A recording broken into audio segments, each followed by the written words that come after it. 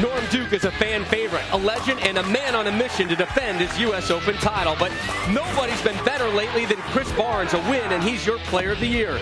A major and Player of the Year honors up for grabs next at the U.S. Open.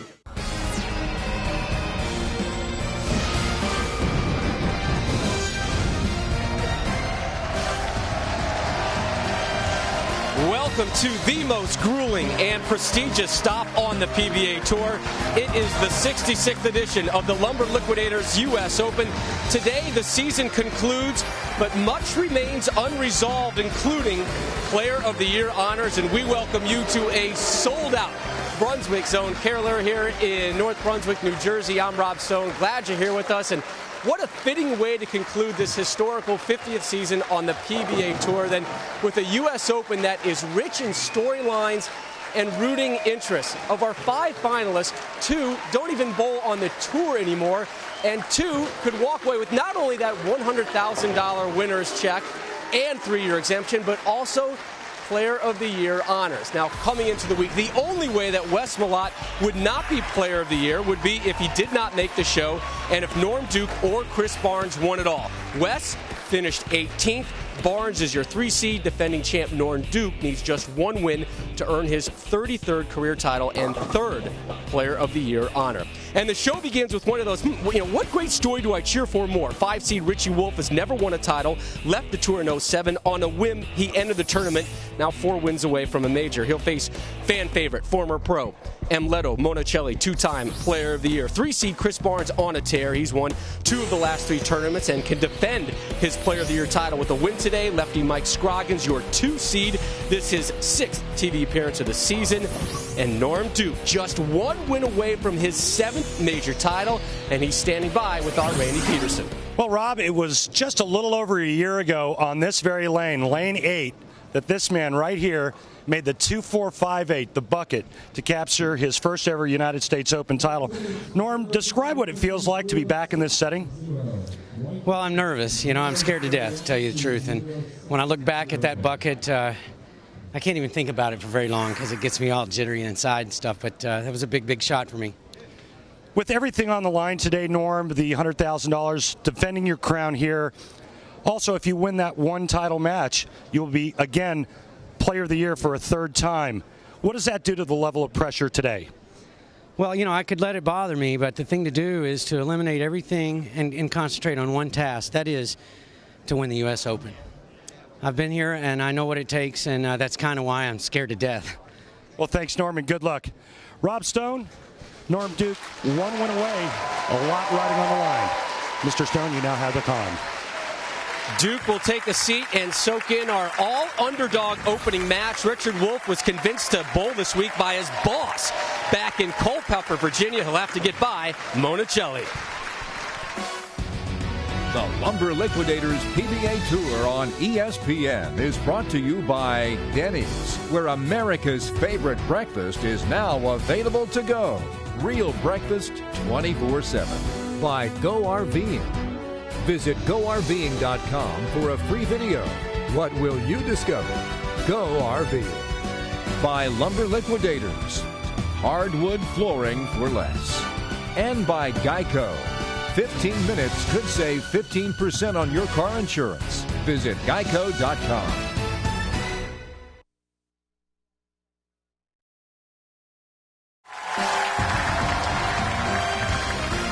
We welcome you back to ESPN's continuing coverage of the 66th Lumber Liquidators U.S. Open.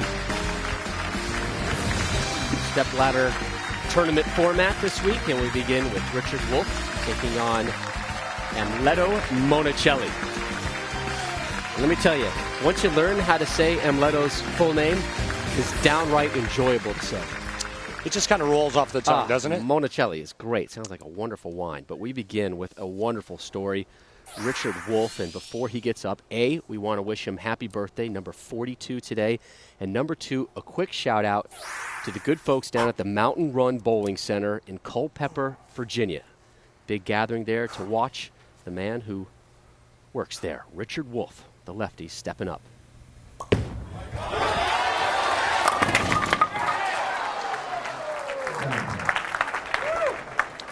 Leaves the 7. 0 Lumber Liquidator PBA Tour titles for the 42-year-old from Vienna, Virginia. And right now, I guarantee you, Richie's hyperventilating. I think I was hyperventilating a bit just for him. He was so calm through the weeks, had really no nerves. I was just out here having fun. It was basically like a reunion tour for him.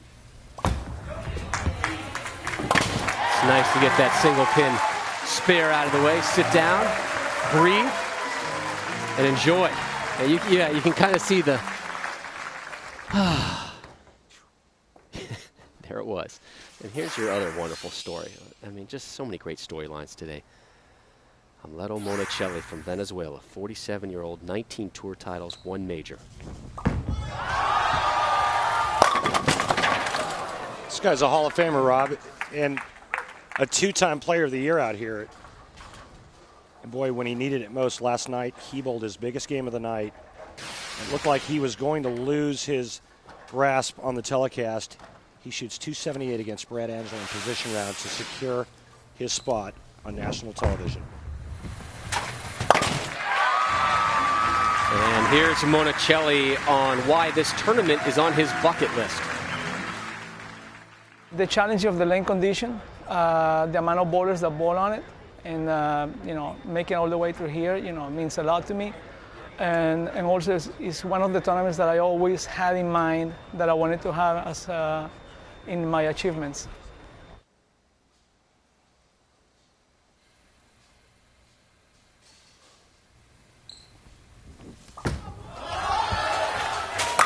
There's our first strike. Monacelli left the tour. Essentially, he had a hip injury in 06-07, only bowled 9 events that season and lost his exemption and has really curtailed on the amount of bowling he has done. He told us about the last 10 days before the U.S. Open, 20 games he bowled before coming in here, and they were all in Venezuela. And hard to believe he's 47 years of age. I mean, this guy's a stud. Just a massive workout routine, running, great physical shape on little Monacelli. Wolfe gets the 10 to kick and a strike of his own, and Wolfe this week was somehow stress-free, but today, different story. This experience is where it all starts to reality setting in. Bowling against 4 great bowlers and competing against 420 other terrific players, it's starting. I'm nervous. I don't know what to expect. I don't know what's going to happen. The first couple of shots, I, as they would say, pry it off your hand. I have no idea. How can you not love that honesty? And he's just one of the nicest guys you'll ever meet. Richie does have some U.S. Open experience, but it was back in 1991. Finished 3rd there. His best finish at a major.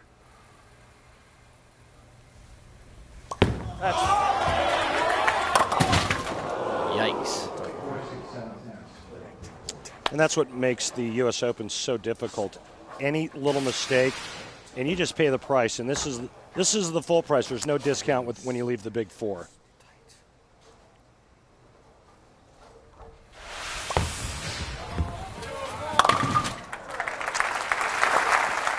Open frame 8 in the 3rd.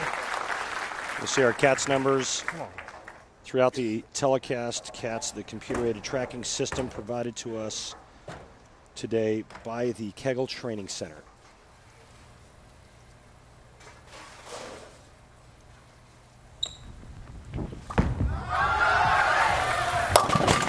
Missing the head pin right, and with a victory today, not only do you get a $100,000 payday, but also 3-year exemption. And talked to both players about that, and Monacelli said, I win it, I'm back. I'm back here full time. And for Wolfe, he's like, look, I haven't even thought about that yet. I got to get back to work on Monday. And, I had plans to be golfing today on my birthday, not bowling in New Jersey.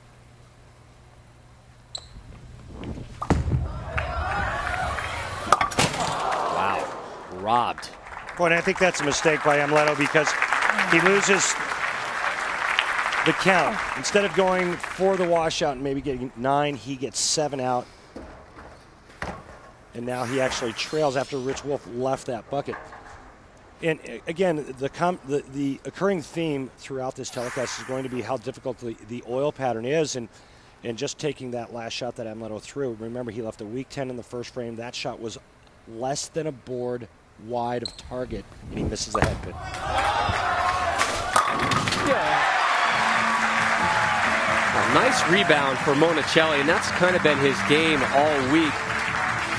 Was in a huge rut yesterday, was threatening to fall out of the top 5 in a place in the TV show, but he told us, I never panicked. I was never worried. I didn't make any drastic changes. I just said, look, things are tough out here. I'm going to deal with it, and I'm going to get it figured out. And he bounced back with a 278 in the last game, in a game that he had to win to make the show. Wolfe in the 4th.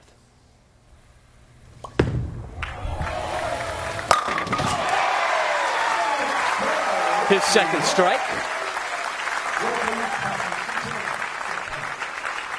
Well, Richie has always had great talent, and none of the players out here have ever doubted that. But, in talking with him last night, he said that he used to bowl out here with a tremendous amount of anxiety and high expectations, and I think it destroyed him mentally. And coming into this week, he had no expectations. He just wanted to see a few friends, have a good week, maybe cash and go back to work. And I think that's the reason why he was just so successful this week. Oh. Back-to-back jacks. He had a clean plate this week, Rob, and he didn't get in his own way. Had nothing hanging over his head. No, living or dying on the tour. I don't need this check. I don't need the stress. It was almost like a reunion tour for him. He said, coming out here, good to see some old faces. Hey, if I get some kind of check, bonus.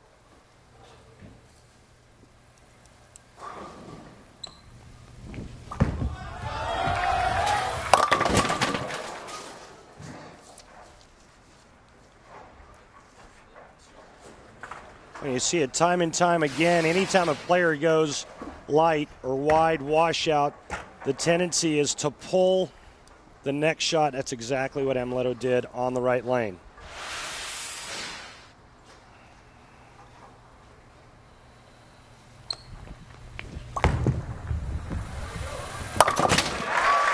Picks up that spare.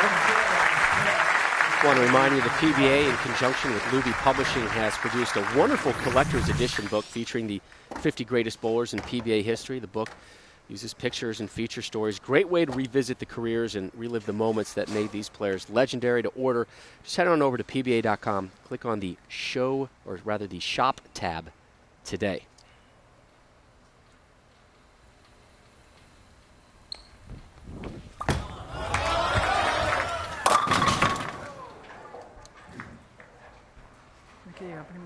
Heavy, but not punished too badly on that one. Oh, absolutely not. You go through the nose, you'll take 9 spare anytime and go quietly. This could have been, well, the 310 was there for a moment. The 10 pin fell late, but it could have been a lot worse. And this is about what we figured for the U.S. Open. Every toss is going to be a challenge. Some go to the beach, others go to the mountains, and some, like Richie Wolfe, spend their vacations at a bowling center. We'll explain next. You know what? Maybe a travel agent could get him a little bit less noisy, more relaxing vacation next time.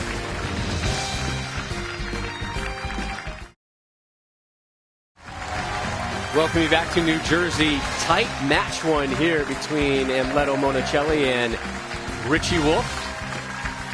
And speaking of tight, the oil pattern, a little tight, a little challenging this week. Yeah, it really was. And when you look at the graphic, just look how flat it is. There's no peaks or valleys, and it's a 40-foot flat pattern, but also what makes it difficult this week is you have oil carrying down the lane, the front end starting to get dry, which makes it extremely difficult to get to the break point on a consistent basis. We only had 300 games this week. Remember, there was 415 players that started this event. One of those 300 games bowled by Richie Wolfe. And Richie Wolfe steps up now to conclude the 6th frame. He is working off of back-to-back strikes, 3 total for the match for Wolfe. Gets the turkey to drop. And the birthday boy on the verge of a ham bone. What a huge break, working on a double. Really putting the pressure on Monacelli right now. And look at that great pin carry. Richie Wolfe, one of the best forms you'll ever see. For years, we would watch this man throw it out here and just wonder, when is this guy going to win a title? It never happened for him. Maybe today is his day. Open frame 8 in the third. Since then, nothing but strikes.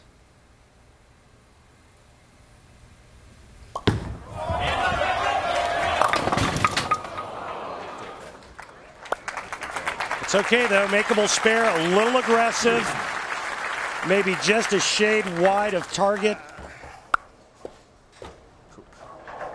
Poopy pants. Richie telling us yesterday, I wanted a break. I wanted a vacation. Things were really busy back at the Mountain Run Bowling Center. He's taking out garbage. He's getting people in line, having problems with the ball return. So his boss came and said, you know what, why don't you go to New Jersey and bowl? He said, I don't know, I haven't practiced, Rob. Nah. He really encouraged him. Girlfriend jumped on the bandwagon, too. He's like, you know what, yeah, I'll go up. I'll go vacation up there, see some old friends, hope for a check. And slowly he kind of just kept plugging along. And here he is as the 5 seed with a lead here in match 1. Late kick for the strike. Yeah, when they're tough, the trick 2 is your best friend. Take a look at some of our Cats numbers. And again, when you talk about U.S. Open oil patterns, it's all about accuracy. You can see Amleto Monacelli, 12th board, 11-7, 11-1, 11-1, 12-3, 12-2. I mean, that is solid professional stuff right there. And that's the only way you survive at the U.S. Open.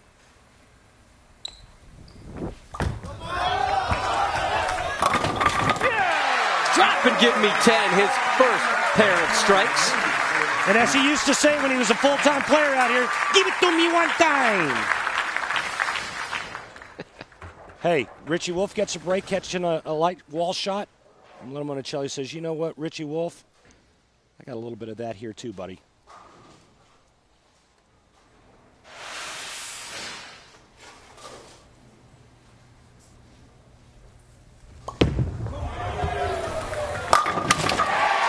Beautiful. Wolfe responds with the strike. He hasn't been bowling under the lights in almost 10 years. November of 1999, Bay City, Michigan, the last time he was on television. And he actually beat Amleto Monacelli on that telecast, 236, 235. Just a beautiful game, beautiful form. Boy, if you ever wanted to model your game, whether you're left-handed or right-handed, take a look at this form. Beautiful balance at the foul line, steady head. Great follow-through. This guy is the real deal when it comes to physical talent. Oh, baby! Oh, good shot. Do it good. Boy, he liked that one immediately. Good shot. Well, he liked immediately and almost went Brooklyn on him. Oh, baby! Oh, good shot. Do it good.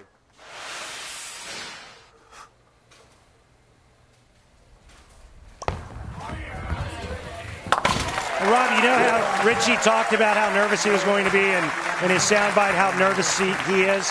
That's gone now. He's got his legs underneath him. He's getting ready to get up into the 10th frame and possibly move on. However, Amleto Monacelli can still strike out to shoot 223 and shut out Richie Wolfe. Monacelli down 11.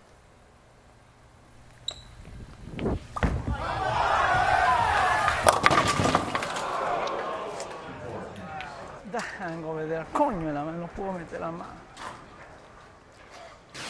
I don't speak Spanish, but I don't think he was happy. Yeah, you don't want to know what he said. But, again, if you look at the numbers, that was the 11th board, but it was just going a little – the trajectory was going just a little bit further right than he wanted. 2-4-10. And that couldn't have happened at a worse time for Amleto. Right now, the best Amleto can shoot 186. Rich Wolfe doesn't even need a mark in the 10th frame, just good count. He is going to advance.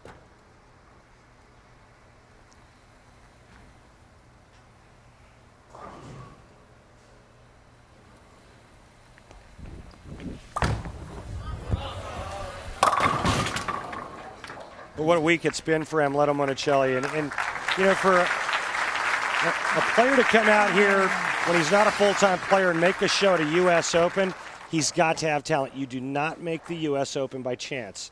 That's why he's a Hall of Famer. That's why he's won 19 titles. And quite honestly, Rob, in my opinion, he should still be out on this tour. For those who've been wondering what he's been up to in his downtime, his family owns a 16-lane center. He's also part owner in a nightclub back in his hometown in Venezuela.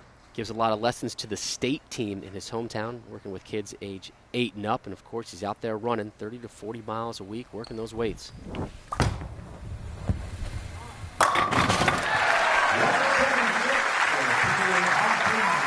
Walks away with the strike, sits down with a 1.76. I know he's disappointed, but again, he's got to be very proud of his efforts this week.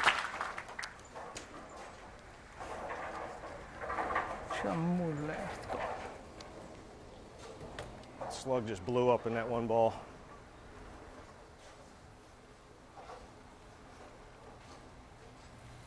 Richie Wolfe forced to make a ball change because the slug inside his thumb hole apparently disintegrated. Oh, was that smooth? What was that smooth? It looks like he went to a ball that hooks a little bit more, and man, that looked really good. Richard Wolfe, he told us to call him Richie, which I guess kind of goes with his whole perspective this week. It's laid back, it's loose, it's fun. If I'm still bowling on Sunday, great. This is gravy for him. Oh, and Chris Barnes, watch out. Hey, and that may have been the best thing that could have happened to Richie Wolfe, and having to go to a ball that hooks more and moving more to the center part of the lane. And we just saw Chris Barnes, your 3 seed, step up. He has next. But Wolfe, go figure, Randy. Not done with this one.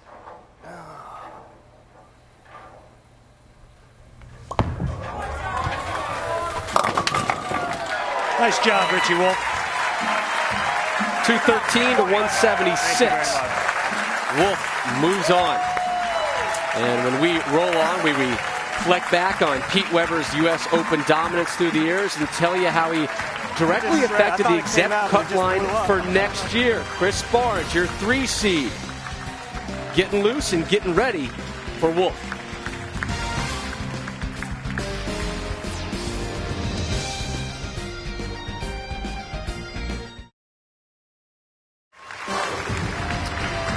We welcome you back to ESPN's continuing coverage of the 66th edition of the Lumber Liquidators U.S. Open. Rob Stone, Randy Peterson here with you. Our thanks to Warren Fieldler, the general manager here at Brunswick Zone Carolier. Wonderful establishment for this tournament again. The Weber family has had some success at this tournament. There's an understatement, huh, Randy? We flash back to 1966, and Dick Weber, he won it the year before and did the same thing in Chicago in 66. U.S. Open titles seem to run in the Weber family, huh?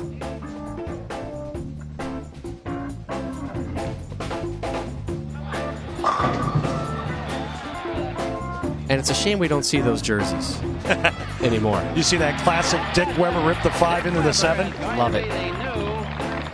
Great entertainment. And Dick's son Pete Weber had a great run here as well, as we take a look at some of the recent winners of the U.S. Open. It was not contested in 2002. You see Pete Weber winning it there in 07 as well. And Pete Weber, a big part of the exempt cut line as far as who made it and who didn't make it this year due to an injury last night, and just kind of goes to talk about the rigors of this U.S. Open. Well, and you take a look at that list of past winners, and they're either Hall of Famers or future Hall of Famers. There are no gimmies at the U.S. Open, and that list proves it. Well, the exempt cut line, always something to discuss, and as always, it kind of comes down to that last little tournament and some late movement. It's Mike Edwards, Todd Book above the line. Mike Edwards was actually below the cut line, but Pete Weber had to withdraw. Edwards was able to fill in, earn some points, and jump right on up. So Jason Sterner just below the cut line for now. Doug Kent below as well, but he's an exempt player, as is John Nolan with his win at the U.S. BC. So what surprises you and satisfies you with that cut line? Well, I think that one thing that we have to be aware of is that if Richie Wolfe wins this event today, then that cut line moves up another number. So Richie Wolfe can still play a part in this exempt field. Always interesting here at the U.S. Open, isn't it? And we get set for match 2 here in New Jersey of the U.S. Open, and they are all fighting for that one. And Chris Barnes has got a beat on it. He is your 3 seed with a chance to win Player of the Year honors.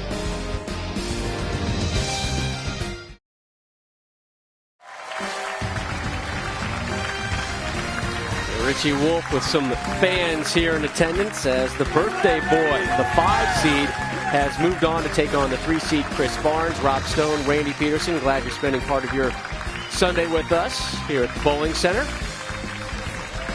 More bowling coming your way. The PBA King of Bowling, powered by AMP Top 10 bowlers from the Player of the Year point list, plus 1 wild card selection, will do battle in this special 5-week Wednesday night primetime series on ESPN2. Begins April 22nd. Richie Wolfe, a 213-176 winner over Monacelli, and he rolls on to take on, and Randy, you have to call him the hottest bowler on the tour right now, Chris Barnes. Yeah, without question. He's certainly showcased his talents the second half of the season.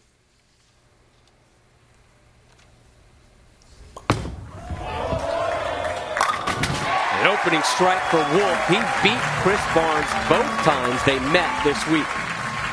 And how about Richie showing a lot of maple moxie? The birthday boy is just like, hey, man, you know, I've got to take advantage of this opportunity. This is the 10th top 5 finish of the season for Chris Barnes. A win today, and he will earn Player of the Year honors.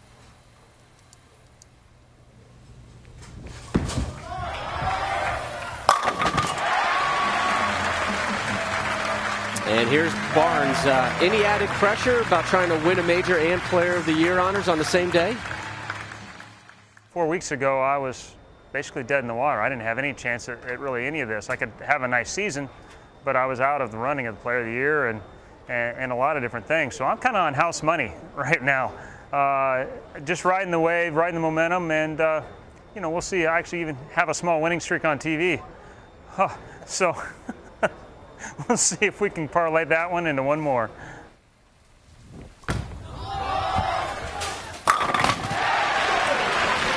Opening jacks for Barnes. You know, he did make the TV show in the first event of the season, the PBA World Championships in Wichita. Finished second, falling to Norm Duke, 259 to 189, and then kind of went through a rough patch. And he said in Buffalo is where things started turning around. I got my game on, starting to get some good results. And boy, that second half of the season, Randy, you're right. Last 5 shows coming in order. He's finished 3rd, 5th, 1st, and 9th. Here is Richie Wolfe, just his first tournament of the season. It's his first tournament in 2 years. This kid hasn't bowled anything except league and maybe a couple of local tournaments at home. He said, though, he's been tearing it up in leagues. He's a member of 2 teams, right? The Trigon Holmes, a home builder there, and the Strike Snipers. Love that name, the Strike Snipers, and he believes they locked up the league when he wasn't there this week. But he told us he was dropping a couple 300s in league play lately, and you know, I don't care what you're bowling on and where, a 300 is still a 300.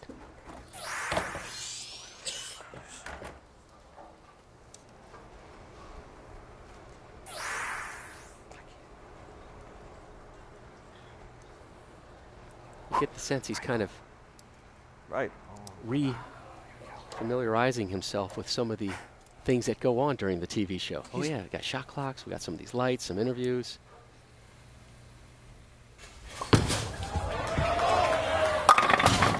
Kick it, yeah! Take it! Happy birthday to you! Show Daddy some love. Well, he said it's your birthday, and da-da-da-da-da-da. It's my birthday too. How about a little trip 6?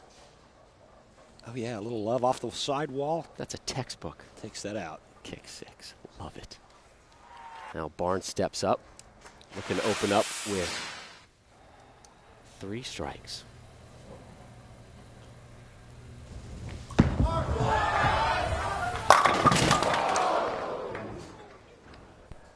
Three pins left, every shot.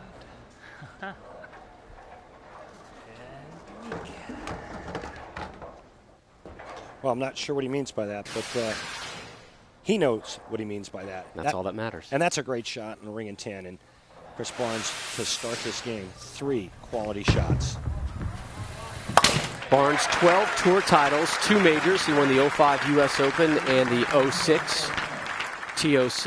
Your Flomax weekly update on Chris Barnes. Again, finished 9th last week in West Babylon. Yeah, and that was only because he struggled the last round of match play. He was in the show going into Friday night, and he said he just didn't make the right adjustments and was not prepared. But it could have easily been 5 shows in a row for this, or excuse me, 6 in a row for this guy. Right. All right. Blows that rack up. Seeking his 3rd title in his last 4 events. The last time somebody achieved that, guess who? That's right. Walter Ray. I was going to go out on a limb and say Walter Ray. Yeah, Williams when in Jr. doubt, throw out Walter Ray Williams exactly. Jr. He accomplished that in 1998. So here is Richie Wolfe. Strike, spare, strike. Down 9 as he wraps up the 4th.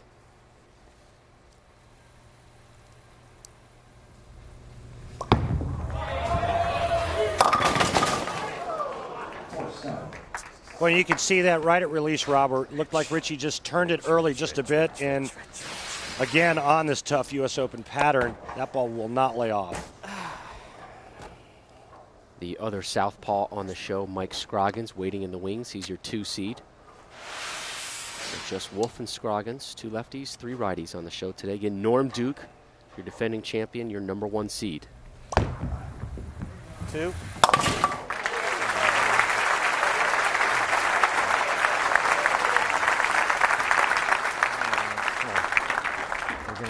What do you want to do with it? Make up your mind. Do it. Let it go. Well, you can see what Richie Wolfe has done from match 1 to match 2, and the reason why you see the big jump, and look at how many boards to the center of the lane he's moved, and that's because he's gone to a much more aggressive bowling ball. That's better.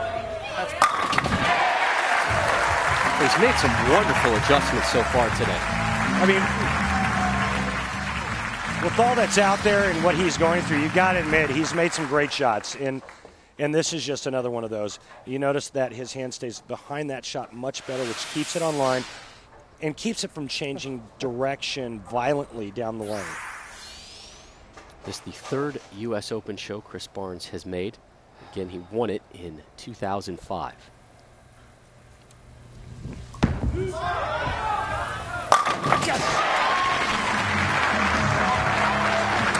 Rob, I think if you were to ask the players today who the best bowler on tour is, they would say that man right there. But one of the guys said something very interesting to me, and I'm not going to throw him under the bus, but he said, you know what? You've got a chance against Chris Barnes on television in a 1-game match. After that, you have no chance. If it's a sprint, maybe he'll give you a sniff. If it's a marathon, step aside. Barnes looking for 3 in a row. We begin the 6th.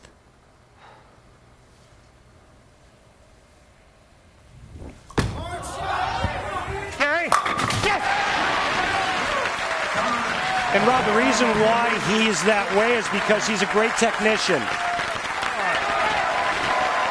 He has a really good idea of what the lanes are giving him. He's got a great game plan week in and week out, and he throws great shots.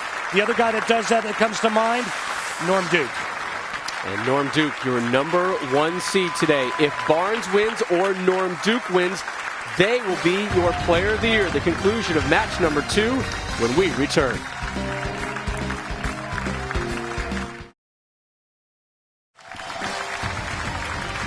We welcome you back to Brunswick Zone Carolier here in North Brunswick, New Jersey. The 5th consecutive year that the U.S. Open has been contested here. Through 5.5 Chris Barnes with the lead, and we fire up the RV and hit the road. PBA Women's Series Showdown presented by USBC beginning April 12th from the Kegel Training Facility in Lake Wales, Florida. From the same place, it's the PBA King of Bowling powered by AMP. Coverage of that begins Wednesday, April 22nd. And then the PBA Senior Open. It starts in Jackson, Michigan, where Hall of Famer Johnny Petraglia is the defending champion. Airport Lanes in Jackson, Michigan for that one. Nothing like a road trip, Rob. You know I love me a good old road trip. Those gas prices going down. Tell me, that RV's looking more and more tempting. Here is Richie Wolfe. Strike, spare, strike, spare, strike. Here he is in the 6th.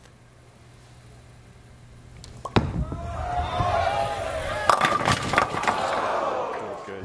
Had a good shot. Good shot. Leaves the 10. All right. Gotta get it across there.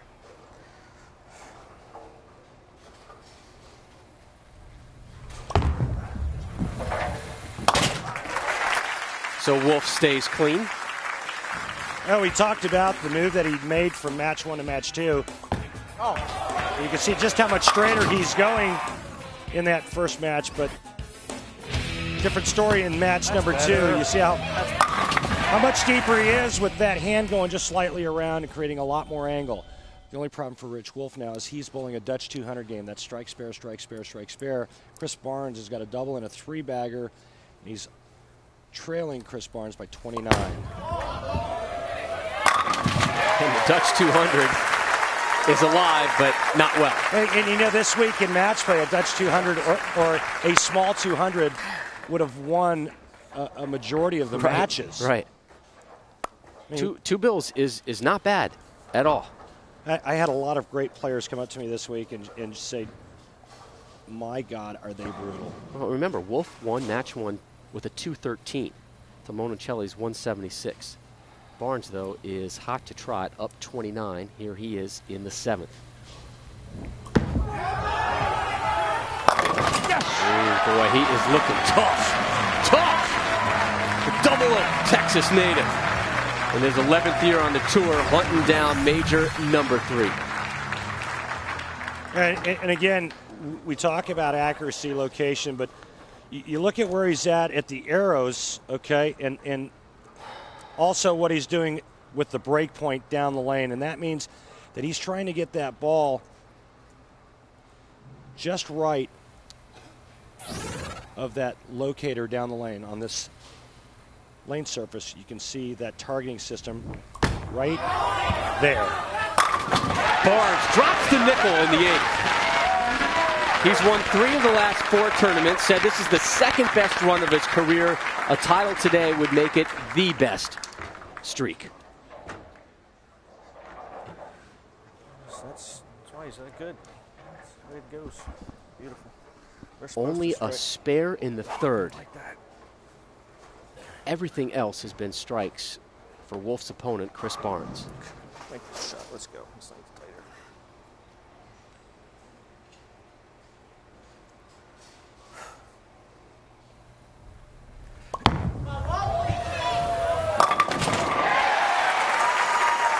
You see Richie Wolfe using that same location down the lane on this Brunswick Pro Anvil lane, and that's one of the advantages of those rangefinders down the lane. As you take a look at our non-exempt point list, the player that was not exempt this season with the most points earns a full exemption for next season, and that man, Troy Wallenbecker.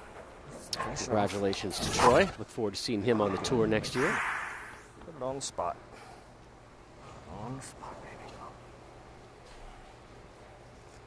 Do or die time now for Richie Wolfe, and he knows it. He's alive! He's alive! 326 PBA events he's rolled without a title. If he was exempt, it'd be the 2nd longest such streak, and now he has 3 strikes in a row. That's called high flush in our sport, Mr. Stone. High flush. Which is pretty much what Chris Barnes has done throughout this entire game.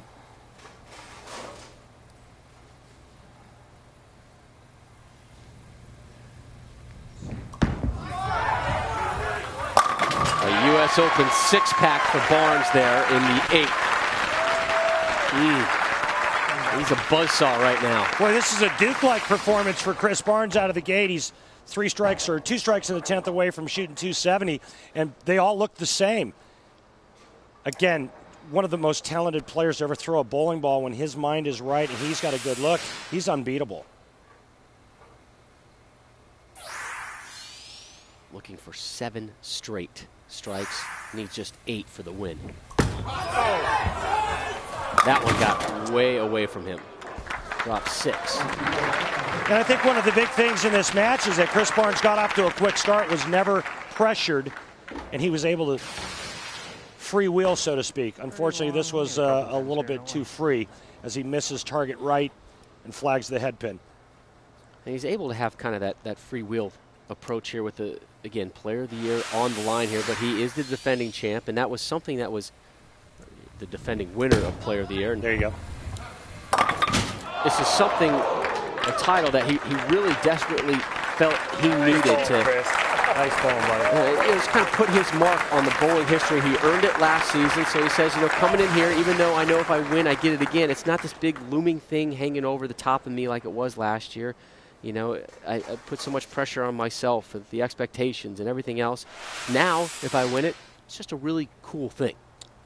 And just so you know, Barnes is the winner, even though he opened, because the best Rich Wolfe can shoot is 240 if he strikes out.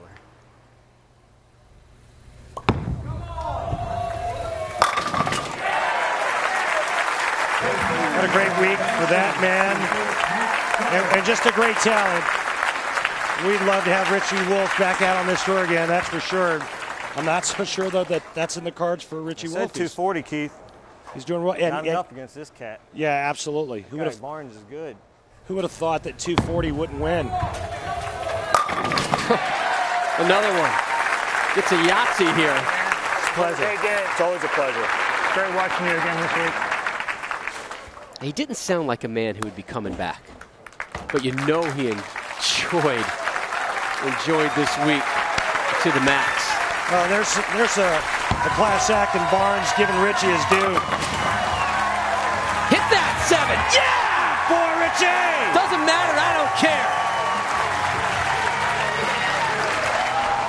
How about a standing ovation for Richie Wolfe? But it's Chris Barnes that walks away. When we return, what do LeBron James and plastic balls have in common? All right, shoe up and hang on. We'll tell you on the backside. Scroggins waiting in the wings.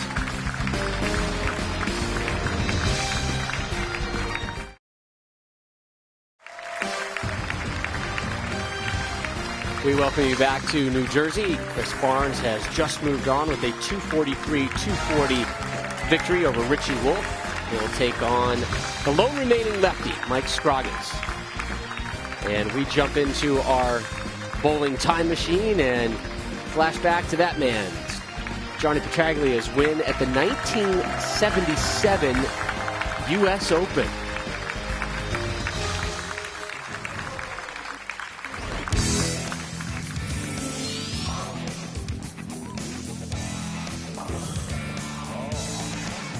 Johnny winning that one in Greensboro, North Carolina.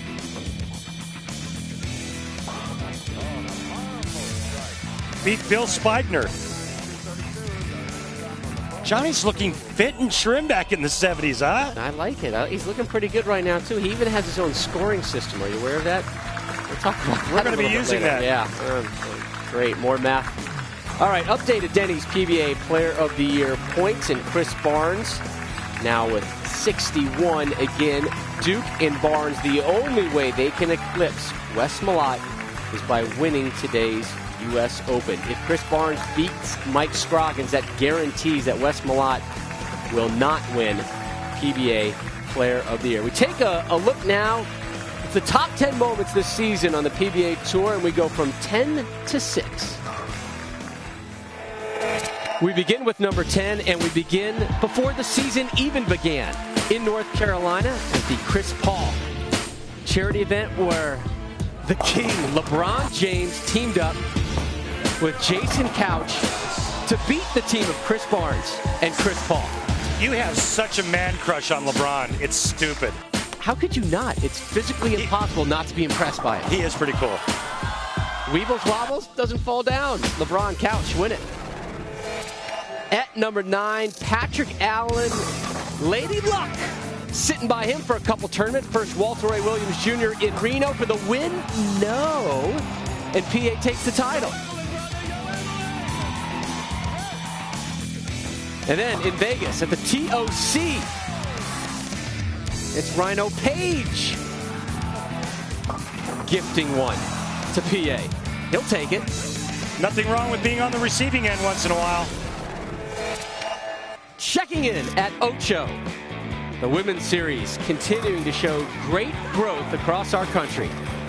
Michelle Feldman, man, she really proved some dominance on that women's tour. Carolyn Doran Ballard, she's coming back. Remember when she was struggling early on? She came away with a win as well. An emotional win for CDB as well. At number 7, what a great underdog story this one was. John Nolan from Michigan. Never won a tour title, and yet he just storms through the field at the USBC Masters in Vegas. I mean, this guy came out of nowhere and took down a pretty good field, including a major championship winner in Danny Wiseman. Nolan's first tour title, a major.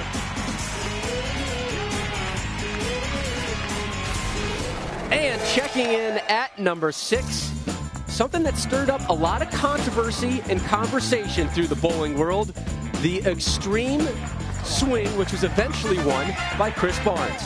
There you see Jeff Carter winning the plastic ball tournament. Wes Malott making sure that his name stays on top of the Player of the Year race. But there's your man, Chris Barnes, showcasing all of his talents.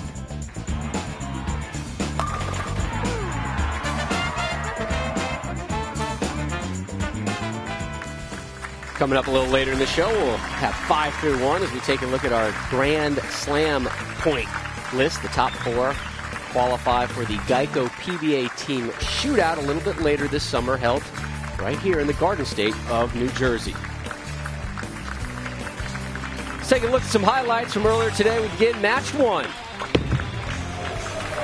Oh, Richie, he got his nerves kind of in check, made some great quality shots, and took advantage of a couple of open frames by Amleto Monacelli. Wolfe won it, 213-176. Up next, Chris Barnes, and Barnes is on the tear. Richie Wolfe just basically ran into the lion's den there when he took on major championship winner and reigning Player of the Year, Chris Barnes. 243-240, Chris Barnes, your winner. On deck, our semifinal matchup. Second seed Southpaw Mike Scroggins begins his quest for his second major of his extremely underrated 17-year career.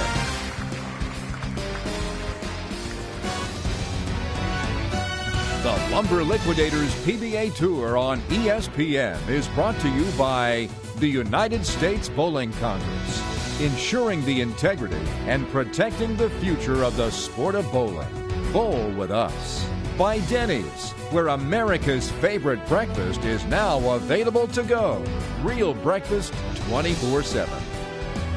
By CLR. CLR. All kinds of dirty, one kind of clean. And by Geico. 15 minutes could save 15% on your car insurance. Visit geico.com.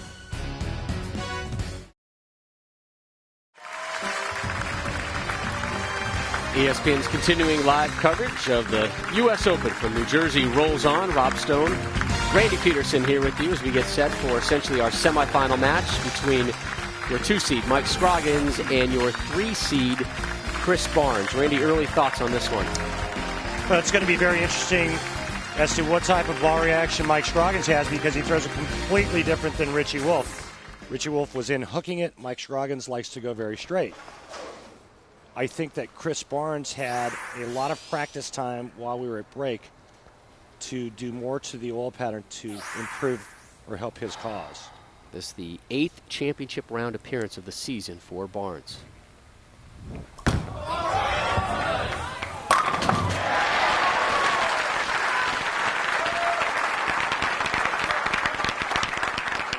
Barnes opened up with a pair of strikes in his match versus Wolfe, and then struck 4 through 9 for the 243-240 win. Here is Mike Scroggins from Amarillo, Texas.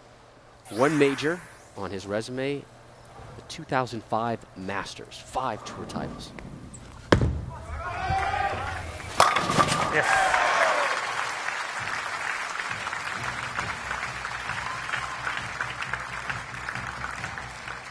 And things this week at the U.S. Open relatively easy for Mike Scroggins with all the experience he's been gaining here. I think that really helped me a lot, especially the B squad where you bowled right after the the A squad without oiling, and that really I knew exactly what to do on that. So I think that really helped me out. Again, I said relatively easy, Randy, as you're writing easy and yelling at me. Like, there's nothing easy out here. Again, relatively easy for him compared to maybe years in the past. Look at the amateurs average this week, 180. I actually bowled on Friday night and averaged like 178. And just barely beat a member of our crew by like 4 or 5 pins. So you know who you are, Charles. You know, you talked the setup of this match, and the advantage clearly has to go to Chris Barnes. 1, he's got a game under his belt. 2, he is a master at creating or helping the oil pattern to his favor. And 3, past winner of this event. I mean, you can go on and on, but for Mike Scroggins, he's in a scary spot because he knows that he can't let Chris Barnes get too far ahead. And Chris Barnes proved in the first game that he is locked in.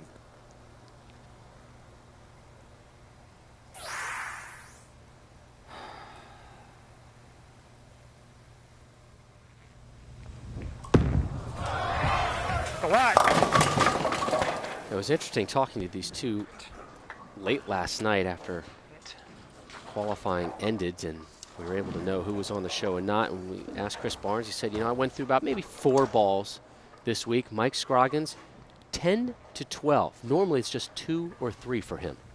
What does that tell you? There's a lot of fishing going on.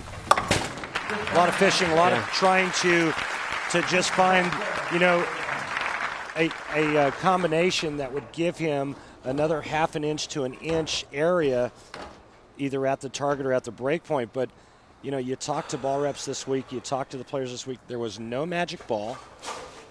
It just strictly came down to skill and making and repeating good shots, period.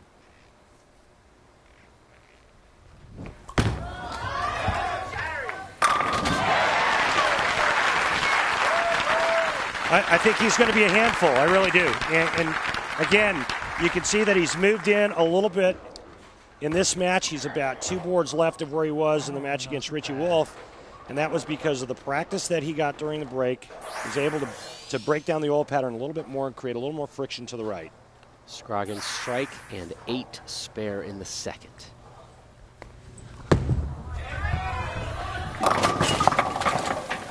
Told us about the confidence he had coming in here. Said the last 2 or 3 years have been getting better and better in this building for me. I feel like I kind of know the lanes, how they would play, what surface, the balls I needed. And I think the other reason why the left-handers traditionally have struggled here at the U.S. Open over the years is because there's just not enough of the southpaws to actually break the oil pattern down enough to where they actually create a little bit more area for themselves. On the right side, you got a ton more right-handers beating up the oil pattern, and at least if nothing else, creating more of a dry spot to throw to.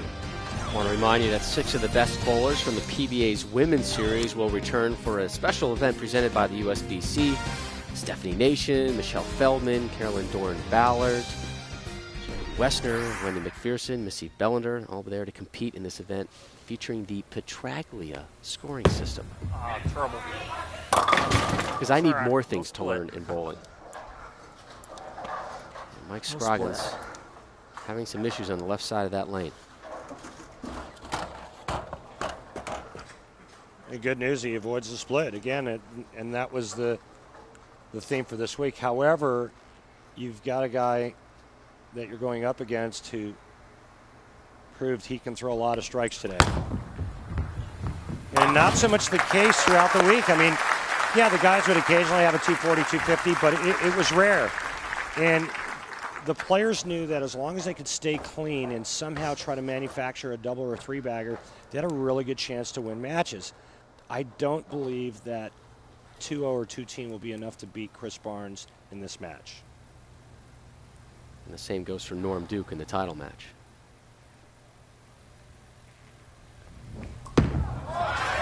It's close. That one just flew over the 10. And again, just another additive to the ingredients that make up a tough U.S. Open tournament. Once you do make that pure shot and you do find the pocket, you don't always strike. He also said to us, you know, I still have to be soft with my hand. Are you noticing that from him? Well, yeah, and you know, Chris works on that diligently because he's got such a high rev rate with heavy roll that if he starts grabbing it or gnawing on it at the bottom of the swing, it's just going to make his bowling ball hook early. And this week, to get the ball to feed to the right, he had to have a soft hand. You take a look at his cat stats from match 2 to match 3. 10.5 board, close to the 11th board. Look, he's a good 3 boards left from that last game. Uh-oh. And right there is proof, Rob, of how much he's beaten up this old pattern to his advantage, because I guarantee you 2 games ago, this would have been 6, and it would have flagged the headpin. Now look at the return he's getting. So Barnes has now gone strike, spare, strike, working the Dutch 200. Mike Scroggins struck in the first. Since then, 3 spares in a row. Oh, trouble.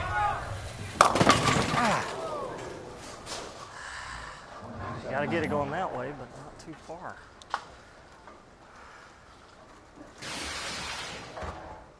No time to panic yet for Scroggins, but it's getting awfully close. Well, when you're not hitting the pocket, your opponent is, under these type of conditions, it's time to panic. Right now, he's just trying to make the 1-3-7-9. Great pickup! What a lift for Scroggins. Let's make a good shot here. We saw Norm Duke last year in the title match with a huge spare conversion for the title, and you know, sometimes you get something like that, it's able to kind of spur you on through the rest of the match. It's got to somehow find a way to make great shots. Can't have any mistakes on his side of the lane. Mike Scroggins needs to dig deep.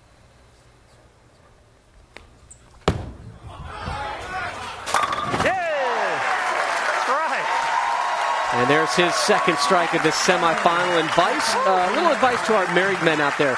When the missus offers a helpful performance suggestion, you take her up on it, Randy. You know what I'm talking about. Mike Scroggins knows also what I'm talking about. We will explain next. Tight one brewing in the semis.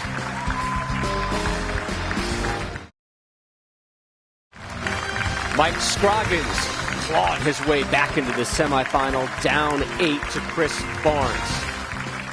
And if you're looking for one-of-a-kind PBA memorabilia and collectibles, PBA.com's auction site is the place for you. Right now, the site featuring a special U.S. Open auction with items like game-used jerseys, bowling balls, autographed items, photos, scorecards, and pin sweeps from this prestigious event. To participate, head to PBA.com and click on the auction tab. Got to get me one of them pin sweeps for my man cave.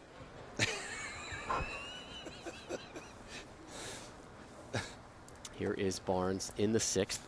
Again, working the Dutch 200 game.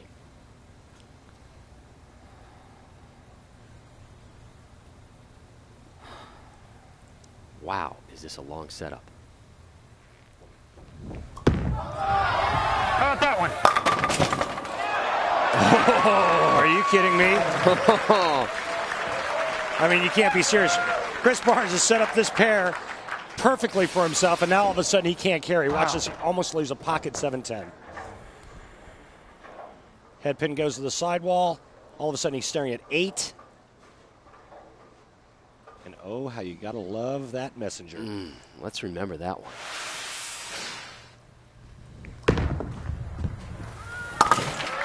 Could have been the opening that Scroggins needed to maybe take the lead in the 7th. Yeah, and it looks like Chris Barnes should be winning by 50 right now. Based on ball reaction, Chris Barnes, he went light in frame 2, 10 pin in frame 4, and that blower 7 in the 6th frame, and he only leads by 8 pins.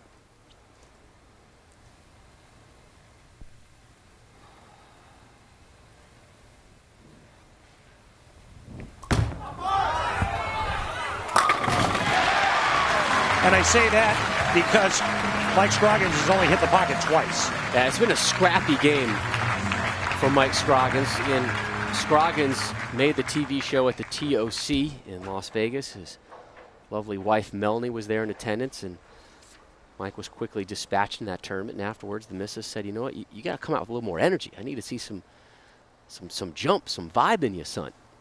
So he made the show in Columbus and said, "You know what? I think I need to pop one of them amp drinks." And he was talking about it, but he did not follow through.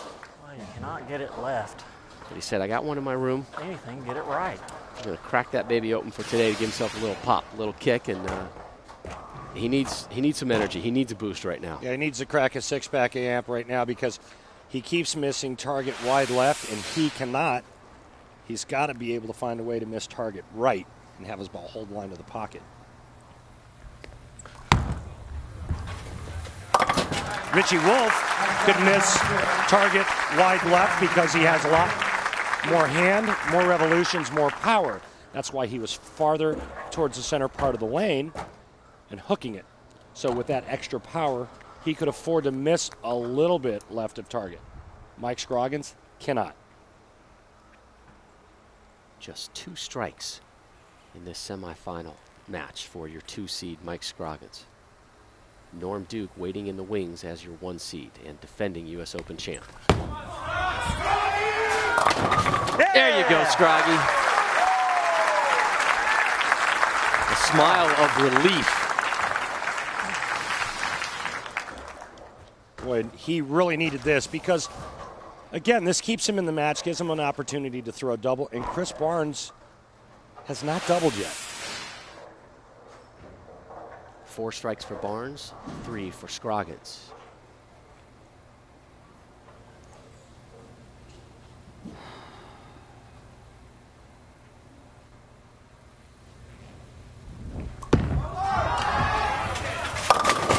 Seems like Barnes has taken a lot more time on his setup and approach coming out of that commercial break than he did before it. It does, and this could be the turning point in the match right here. Chris Barnes goes high, leads to 3-6-9-10. This could be the opening that Mike Scroggins has been looking for. Chris Barnes failed to put him away. Just let him hang around. Let's see if he can convert the 3-6-9-10. Remember, the trouble pin is that back pin, the 9 pin.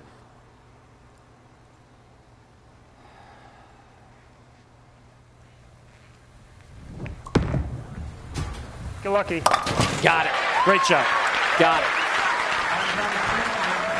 Both have cleaned up some ugly messes with spares. Scroggins had a washout in the 5th. Able to cover it up. And Barnes with a great pickup there in the 8th. He's perfect on the left lane, has not struck on the right lane. He has to finish this game and this match on the right lane.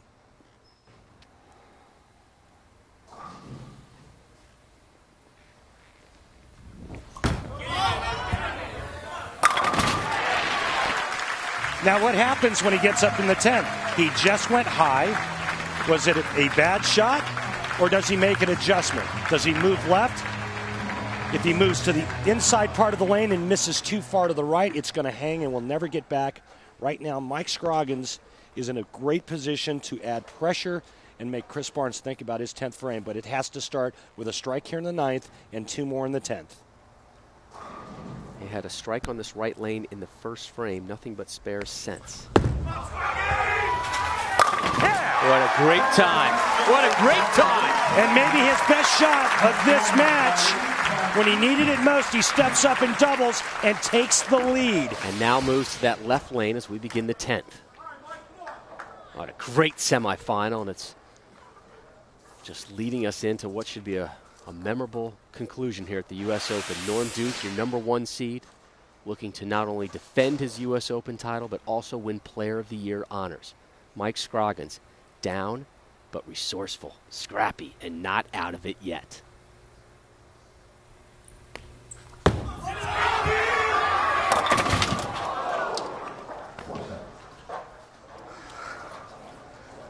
Well, it's certainly not over. He converts the spare here and strikes on his fill shot. He'll shoot 200 even. If Chris Barnes goes spare strike, that would be a Dutch 200 game. We would have a tie. But you knew that, didn't you, Rob Stone? I'm all over the Dutch 200 game. Good pickup by Scroggins. Big shot coming up right now. All 10 in his fill shot. 2-0 forces Chris Barnes to strike on his very first ball in the 10th to move on to the title match. Trying to inch that thermostat up a little bit in here, Scroggins. Remember, Chris Barnes has not struck yet on the right lane. And also remember, if Barnes wins the title today, he's your Player of the Year.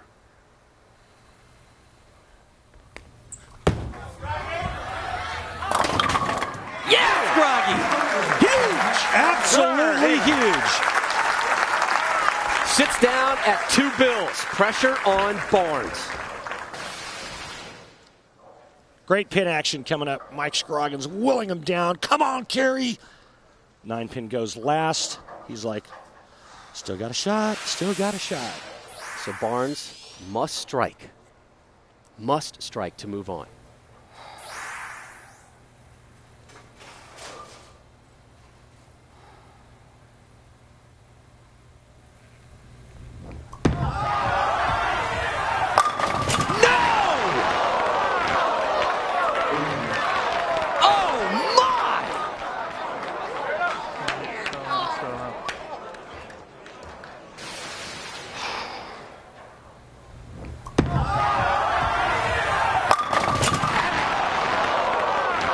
Betrayed by the 8-pin.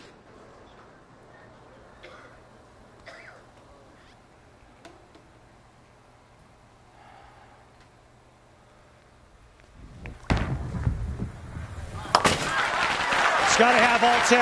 And all I can say is I'm absolutely speechless from the solid 8-pin that Chris Barnes just left. That shot was absolutely perfect.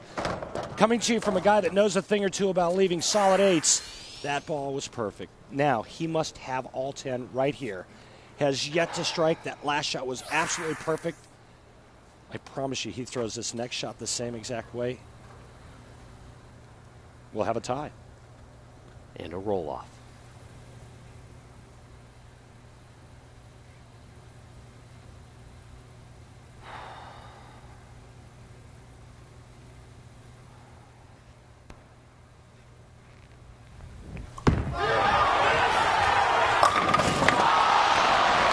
Scroggins moves on. Wow. Don't shake your head, Scroggins. You take it. All I can say is unbelievable. Chris Barnes did everything he was supposed to do in that 10th frame and was robbed. That, folks, is the U.S. Open. Plain and simple. The 2 seed, Mike Scroggins, moves on to take on Norm Duke. Wes Malott still has a shot at Player of the Year honors. Norm Duke, though, has to lose. When we return, a flashback to 1961. We conclude our season's best top 10 list, and Jason Belmonte joins us live next as Norm Duke, the #1 seed, gets loose.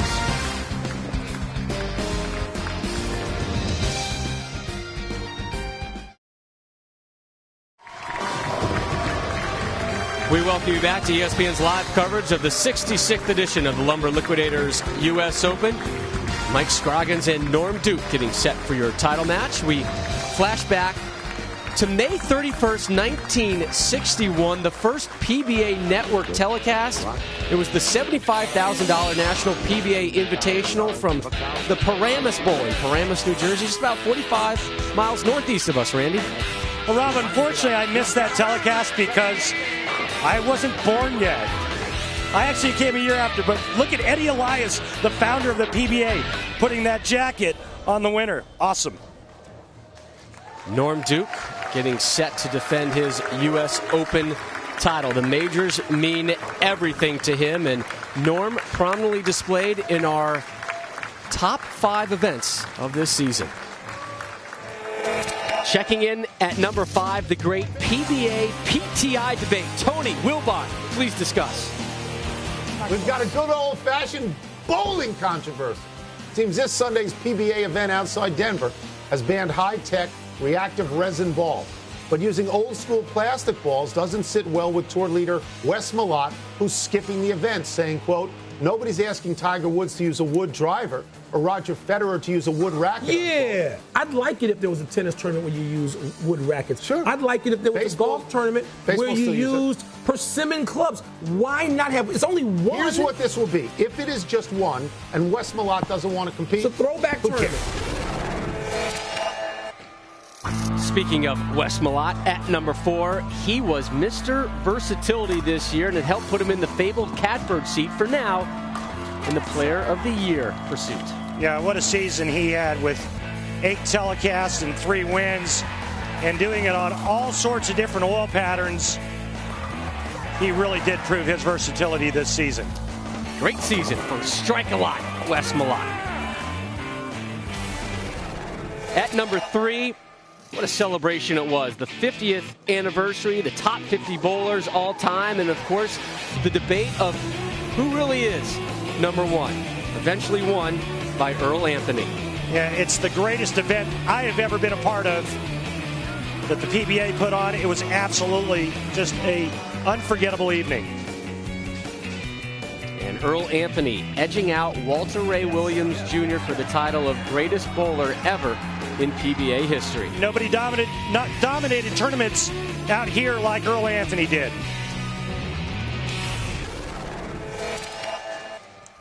He rolls the ball with 2 hands. He doesn't put his thumb in the ball. He is bringing a whole new world to bowling. I think you've got to watch this guy. Remember the name, Jason Belmont. He's going to change the face of the game with Rob Stone. Spread the word, Woody, and Jason backed up Woodrow's words with a huge win last week in Long Island. And it's just a historic moment, the first time a 2-handed bowler has ever won an event out here on tour. And our number 1 moment was at the first stop of the year. Norm Duke in Wichita winning the PBA World Championship for his 3rd major in a row.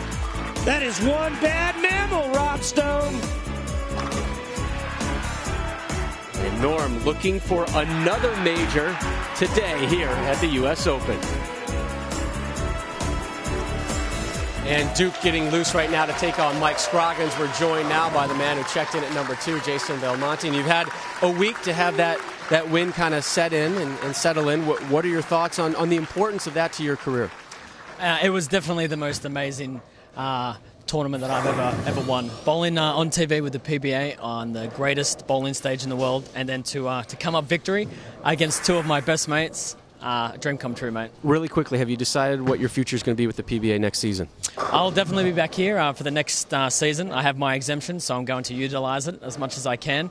And I guess I'm just going to try and rack up another win, I guess, just day by day, see how it goes. That's usually what happens next. Jason, thanks for your time. Look forward to seeing you next year. Randall, time for the Geico Championship recap. You got it, Rob.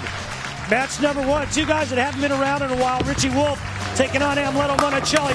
2 superstars. Richie Wolfe takes down the Hall of Famer 213 to 176. Richie then advances to take on the reigning Player of the Year. Richie Wolfe shoots 240. Unfortunately, Chris Barnes shoots 243. And in match number 3, the match you just witnessed, Mike Scroggins, Bulls 200. Chris Barnes, stone to lose. The flat 10 cost him. He loses by 1 stick.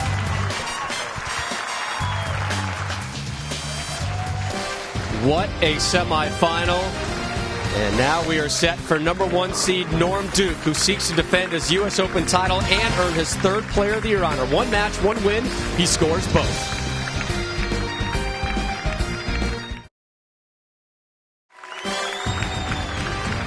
No shortage of Norm Duke fans. I don't even know that guy. How can I be his homeboy? We are set for the title match of the 66th edition of the U.S. Open. Their top 2 seeds squaring off. Norm Duke versus Mike Scroggins with Player of the Year on the line. If Duke wins it, he is Player of the Year. If Scroggins wins it, Wes Malott will be your Player of the Year for the first time in his career. And Mike Scroggins, it'll be really interesting to see how he starts this match. Again, a thrilling 200 to 199 win in the semifinals over Chris Barnes. And again, it was not pretty for Scroggins. Struck in the first, and then 4 spares in a row, a strike in the 6th, a spare in the 7th, and then he started to warm up. And looking to become the first southpaw since Mike Albee, 1989, to win a U.S. Open title. Yeah. One of the most underrated bowlers in the PBA. Mike Scroggins. Absolutely. And underappreciated, I think. Without question. But those of us out here that know Mike Scroggins, we know different. We know what a class act he is, what a gentleman he is, and what a great talent he is.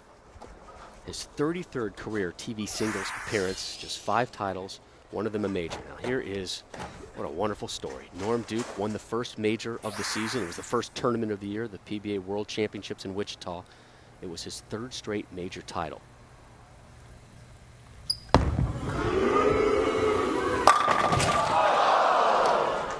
On the same lane, Chris Barnes left the stone 8. Norm Duke starts this match with a stone 8. And I guarantee you the next time Norm gets up on this right lane, he's going to take a long, hard look at that rack. It's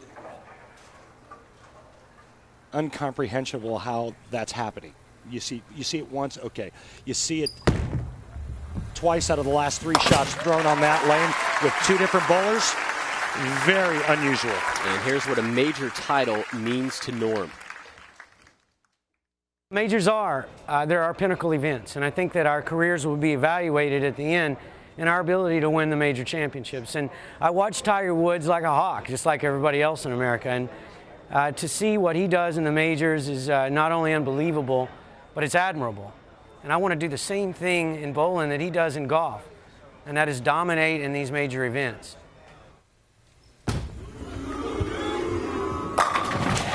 He told us, in history, our careers will be scrutinized by how well we play at majors and how many we win. And he said, and I love this last night, Randy, I want to pad the stats a little bit right now, and majors are a way to do that. Well, remember, the last time a player defended a U.S. Open title was back in 1995-96 with Dave Husted. Prior to that, you would have to go back to the All-Stars, which was the predecessor to the U.S. Open. Get to that in a minute. Did not like it. All right. Wide left off his hand. Not get it left. How many times are you going to do that? There were 3 players that successfully defended All-Star titles. That would have been Dick Weber, Don Carter, and a gentleman by the name of Andy Verapapa. And this is a great nugget. I got this from Johnny Petraglia. He said, Randy, one of the most impressive feats that I've ever seen is that when Andy Verapapa successfully won back-to-back All-Star tournaments Well, I didn't want to chop it like I did against Barnes, so I missed it on the other way. Open frame for Scroggins. Andy Verapapa wins back-to-back All-Star tournaments back in the 40s when it was a 100-game tournament, and he did it at age 55 and 56. And the very next year at age 57, he finished 2nd. There's some bowling stamina for you. I couldn't bowl 100 games right now at age 46.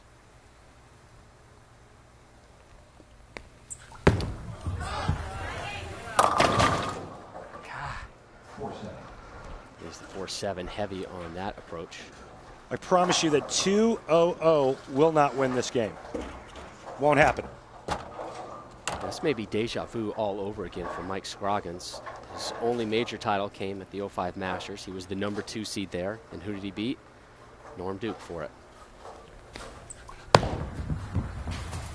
And that was their only TV confrontation until right now.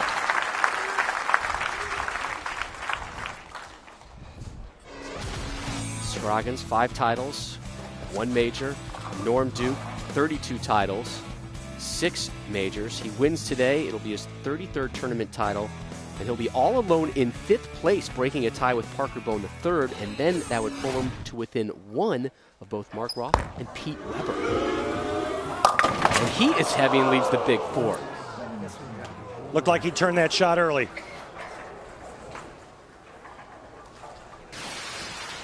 Right at the bottom of the swing. Watch the hand. Looked like it went around just a shade early, which is all it takes here to get that ball to overreact. 3. He told you before our broadcast began with live bowling that he was a little nervous about this coming out. He amps himself up so much for the majors, particularly this tournament. Yeah, and you know, maybe I'm wrong to assume this, but I mean, totally understandable, him being nervous, amped up. But when you see the winning score of the match before you was 2-0-0, I mean, that's kind of a calming, that should have a calming effect on him coming into this title match.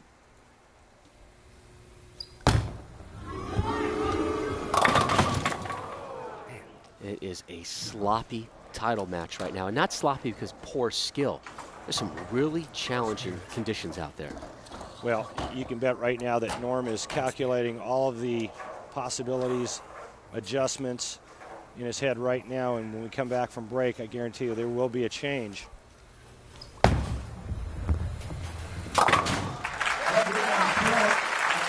So Duke picks up the spare. When we return, the conclusion of the 66th edition of the U.S. Open, Mike Scroggins versus Norm Duke.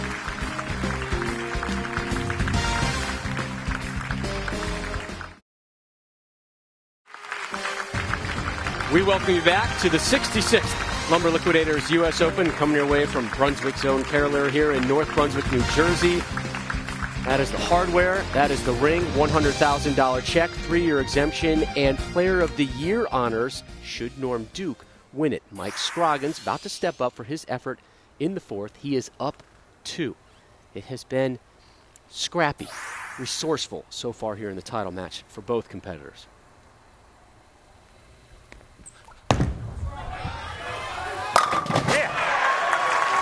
Yeah, we talked about the last Southpaw to ever win this tournament, which was Mike Albee. Ironically, Mike Scroggins used to room with Mike Albee. And Mike Scroggins beat Duke in both head-to-head battles this week as well.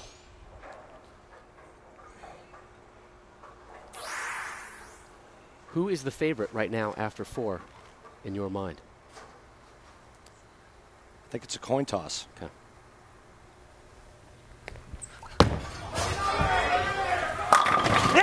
Another strike for Scroggins. I guess, let me rephrase that. How much of an advantage is it for Scroggins having bowled the prior match here on the lanes? Oh, it's huge for him. You know, quite honestly, it didn't look like he should have gotten by Chris Barnes. He did because of bad luck that Chris Barnes ended up getting in the 10th frame. Norm Duke doesn't look like he's comfortable on this pair yet. Advantage Mike Scroggins. Leaves the 7. I'm going to throw the spare and I'm going to need tape. Not a lot of violence in the pins today with Norm's tosses. Little shaker 7 there, light. He doesn't like the entry angle that he's getting right now. He's going to have to make some type of adjustment. What would be the adjustment you'd recommend to him? Well, again, you know, the adjustments this week were so subtle.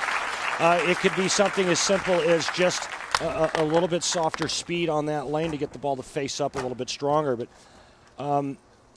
you know, he's made the decision to go with the ball that he's using. As you see, Norm's going to tape. He's going to replace the tape in his thumb hole. You look at the holes on Norm's bowling balls.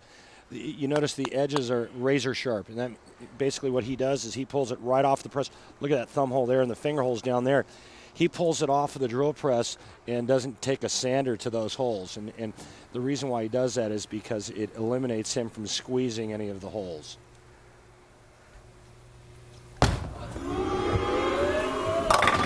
Gets his second strike, coming in the 6th frame. I will say this, though, nobody's more resilient than Norm Duke, and he does have the major championship experience. He's been in this situation before, and I think if it comes down to the 10th frame, he'll handle the pressure better. Again, Duke has won 6 majors. A win today would be his 7th, which would tie him for 4th most with Walter Ray Williams Jr. Earl Anthony, of course, number 1 on that list with 10 major titles. So good with those stats. I spent hours working on it. And I found this little soundbite interesting from Mike Scroggins last night. We asked him, hey, what does winning the U.S. Open mean to you? His first response, that means 3 more years out here. Yeah. It wasn't the check. It wasn't the prestige. It was another 3 years on the tour with that exemption. Another guaranteed 3 years out here with the boys.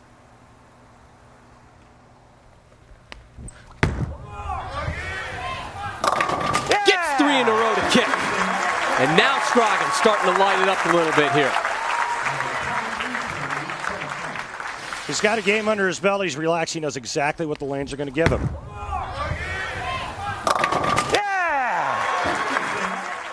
So 4 strikes in 6 frames for Mike Scroggins. So much on the line. Player of the Year race, $100,000, 3-year exemption. The biggest is the U.S. Open crown. And just like that, the momentum swings towards Norm Duke's corner. And again, okay, he missed his target by a board inside. All he's looking for is something that he can convert. Leave himself a spare. Instead, open frame. It's a 4-6-10. So he's now at 133, 8-pin lead. Here's Duke in the 7th, working off just his 2nd strike of this match.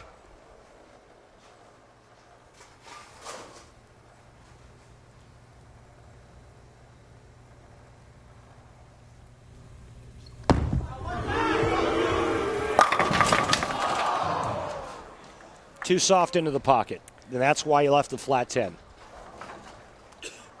And again, this U.S. Open title match is going to come down to who can make the best shots of their career and knock all 10 down. The ball has to face perfectly. That ball entered way too softly. The result, a weak 10, and Norm unable to take advantage of the strike he was working on.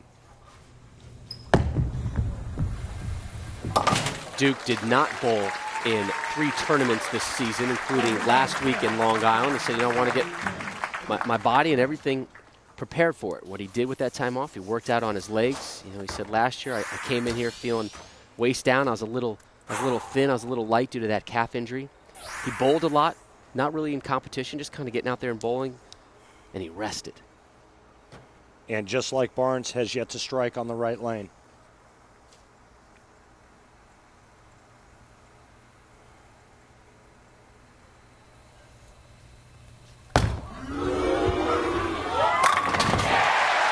The good news, though, Rob, is that Norm Duke, as your tournament leader, got the choice of starting lane. He chose to finish the match on the left lane. And what a huge strike it was for him in the 8th frame. He can now strike out 9th and 10th and shoot 215. Mike Scroggins can strike out 8th, 9th, and 10th to shoot 223. Scroggins on the left now. And he's locked into that right lane. Sorry, that was the right lane. That's his 3rd strike on the right lane of his 5 overall strikes. And remember the last strike he threw on that lane, he went a little light and kind of got that tickler. This one's high flush. That tells me he's got a little room for error.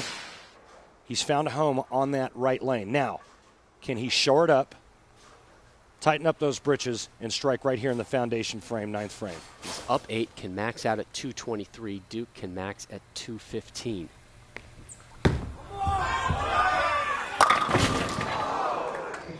Ah, that was a good shot. Yeah, it was. It really was. I mean, you're talking a quarter of an inch at location of that ball being high flush and 10 in the pit.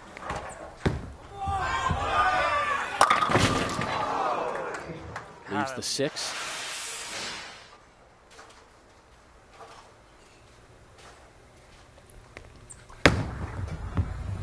Continues to be flawless this week with single pin spares. And here's the deal now. No matter what Mike Scroggins does in the 10th frame, he cannot shut out Norm Duke.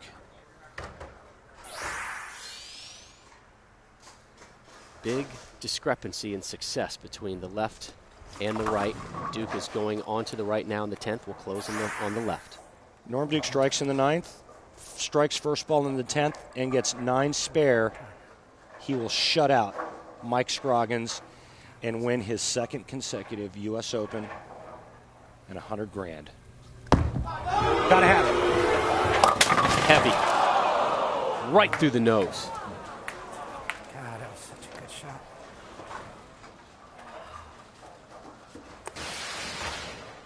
Wow. He liked it. However, right through the heart. And Norm Duke has all but just handed over the U.S. Open title to Mike Scroggins. Open frame in the 9th. You cannot win with that. Norm Duke has to strike out now in the 10th frame. He'll shoot 183. That would force Mike Scroggins to get any kind of mark and 1 pin to win.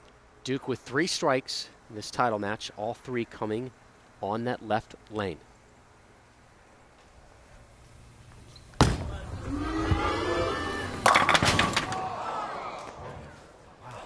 Mike Scroggins is going to win sitting on the bench.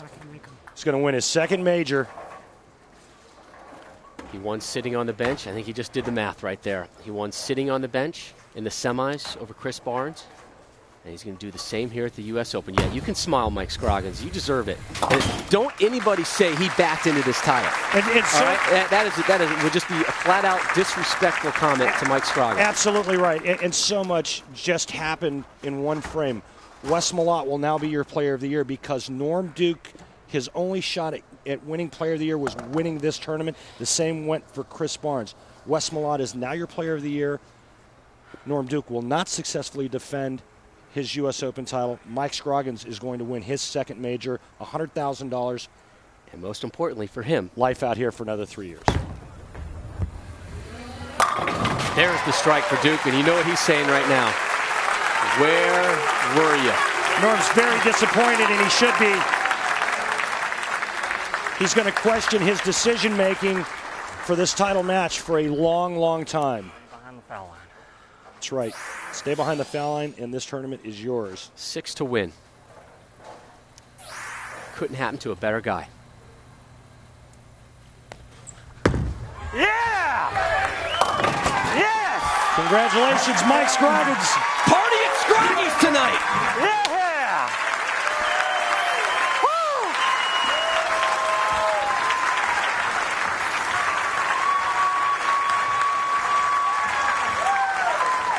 Yeah, get up, New Jersey. Get up for Mike Scroggins. Couldn't have no nicer guy. What a great man, pure gentleman. So much talent, so underrated. Good for him. I mean, just flat out good for him. How could you not be happy for him? Goosebumps. Goosebumps. For the 45-year-old from Amarillo. Yes! End on a good note, Scroggins. Yeah! Drop them all! Mike Scroggins, your U.S. Open champion. And we'll hear from the winner when we return.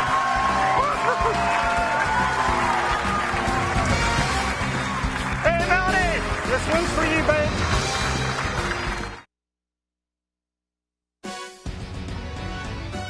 The Lumber Liquidators PBA Tour on ESPN is brought to you by Etonic, the official footwear of the PBA, by CLR, all kinds of dirty, one kind of clean, by Prescription Flomax, and by Lumber Liquidators, hardwood flooring for less. Mike Scroggins, the first lefty since Mike Albee in '89 to win the U.S. Open. He's enjoying it. You should have seen him during the commercial break. We take our final look at the Denny's PBA Player of the Year list, and congratulations to Wes Smollett, edging out Norm Duke and Chris Barnes. His first Player of the Year honor, and Randy, well-deserved. It really was. He had just a phenomenal season. Tapered off just a little bit towards the end, but 8 shows and 3 wins, man. You can't sneeze at that. And Mike Scroggins winning the U.S. Open. A lot of smiles everywhere. Couldn't be happier for him. Next Sunday, 1 Eastern, it's the PBA Women's Series Showdown presented by USBC. For Randy Peterson and our entire crew, I'm Rob Stone. So long from New Jersey. Congratulations, Mike Scroggins, your U.S. Open winner.